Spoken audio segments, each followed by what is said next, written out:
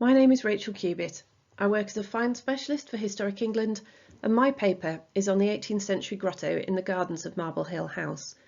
And while it's my pleasure to present this topic to you, the work has been undertaken by a large team of experts, and there are further acknowledgements for those involved in the project at the end of this presentation.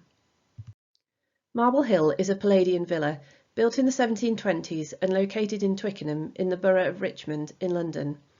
The location of the grotto is ringed on the aerial photograph, and its external appearance before the most recent archaeological fieldwork took place is shown on the right-hand side of this slide.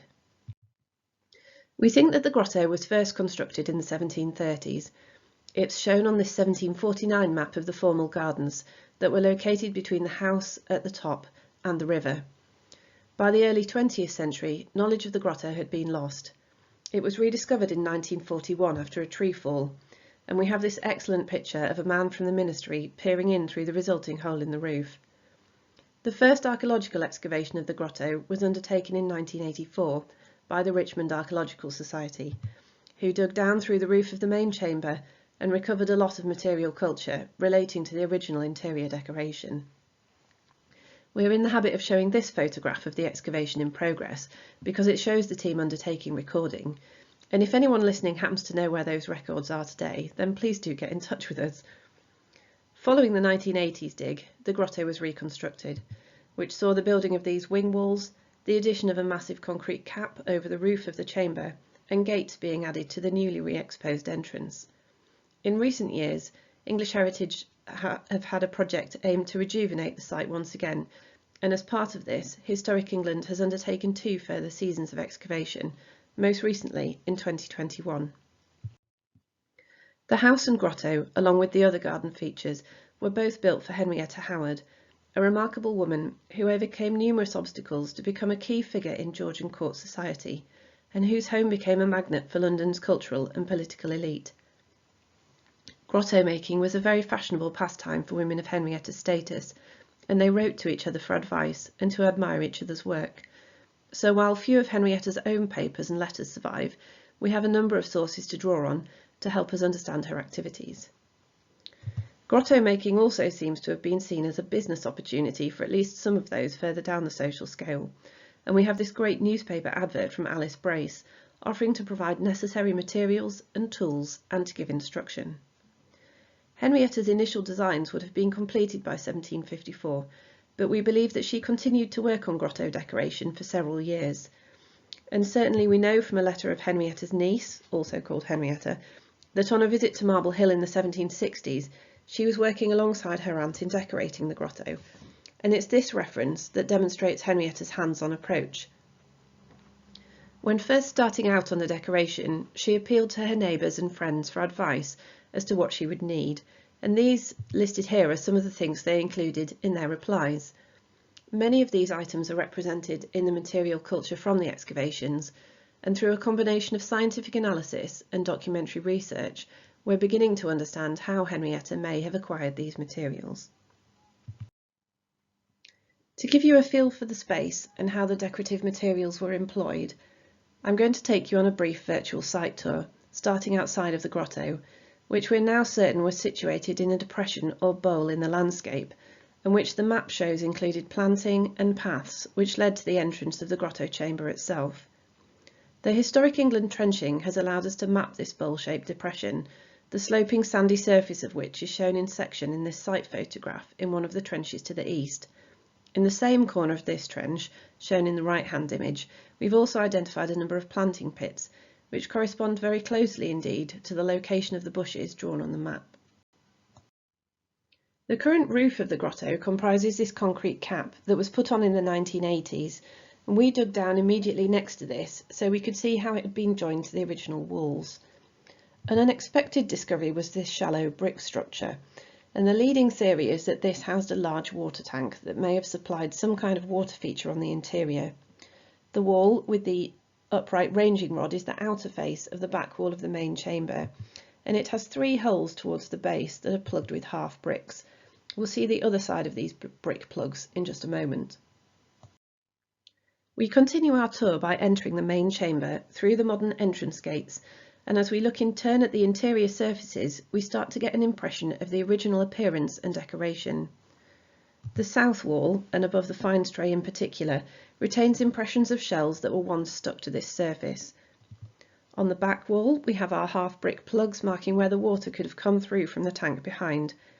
We also see that both of the rear corners have been covered with rustication, made up of various materials set into mortar, to make the interior appear more natural and cave-like.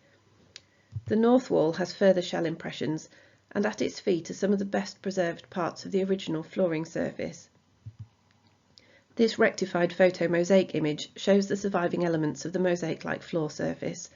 The well feature in the middle has unfortunately removed much of what once must have been quite an impressive floor. We think that the grotto and its interior decoration was not static, and that there were phases of remodelling, such as the addition of the well. Moving on to the decorative material culture employed within the grotto, shells were a key ingredient, and our evidence for the types of shells Henrietta used comes both from excavated examples and from shell impressions left behind in the mortar layers still present on the grotto's walls. And here we see our shell specialist examining the north wall, and the image on the right is what he's looking at. From these impressions in the mortar, we can see the size and orientation of the shells used and understand their arrangement to form patterns.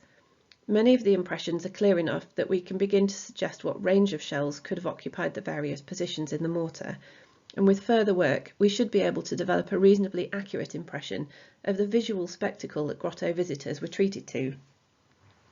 Our specialist has already begun to build this picture in his mind's eye, and when looking at these impressions, and this is a blown up segment of that north wall, this is what he sees. And while this image might not show exactly the right shells, because research is ongoing, it's a salient reminder of the colour and lustre of the material, which is lacking from the excavated examples I'm about to show you, and which have been laying in damp British soils for the past 250 years or so. Although the shells recovered in the excavation have lost their original appearance, their form allows them to be identified to type and geographic origin, including some which haven't been seen in the British archaeological record before. Some native British specimens are represented, but the majority of the shells identified to date are from overseas, with a significant number having been imported from the Caribbean, as is the case for the shells in these images, which were found in the 1980s excavations. They undoubtedly travelled as part of the transatlantic trade, shipped alongside the products of the labour of the enslaved. Crew members making the journey eastwards knew that there was a ready market for shells in Europe, and transporting them was an intentional and sometimes pre-agreed commercial activity. Henrietta was part of a really interesting network of people who were acquiring shells, and our documentary specialist has produced this diagram following an examination of surviving correspondence, and this is something we hope to develop further. While we haven't been able to track Henrietta's exact collecting practices, the activities of her contemporaries in this network leaves us with this list of likely mechanisms for her shell acquisition. The excavation assemblage contains a significant amount of coral that was used in the decorative scheme within the grotto, much of which also derives from the Caribbean and would once have been bright and colourful.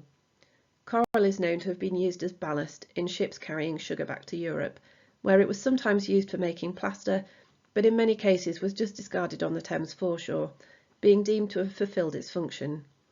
And although we haven't yet investigated how Henrietta came by this material, it's tempting to suggest that her financial investments in companies connected with the transatlantic trade played a role here too, perhaps allowing her to secure consignments of coral even before they arrived in London. Another regularly employed decorative material in grottos was waste from industrial processes. From Marble Hill, we've recovered many kilos of glassworking waste, including fragments of slag, crucible, and of waste glass. The range of colours among this assemblage and the way that the glassy surfaces sparkle and catch the light demonstrate why it was chosen by Henrietta to be part of her decorative scheme. The opaque blue lumps have gained their appearance because of a phase separation in the material, perhaps after prolonged heating having fallen into the furnace. The glass being produced would have been green. Analysis of the waste shows that the composition is comparable to glass of between 1720 and 1740, and thus consistent with the grotto's construction in the first half of the 18th century. We haven't been able to determine where the glass was made. Historical sources provide no support for the identification of a glass manufactory in Richmond, and the material may have come from elsewhere in London, or indeed further afield. A cheap and very easily obtainable material, especially within post-medieval London, was cattlebone, and the term knucklebones is commonly used to refer to metapodials that were used in flooring. Set with their distal ends upwards, they made a durable but permeable flooring material, commonly employed in the 18th century and using bones that were essentially a byproduct of other animal processing industries.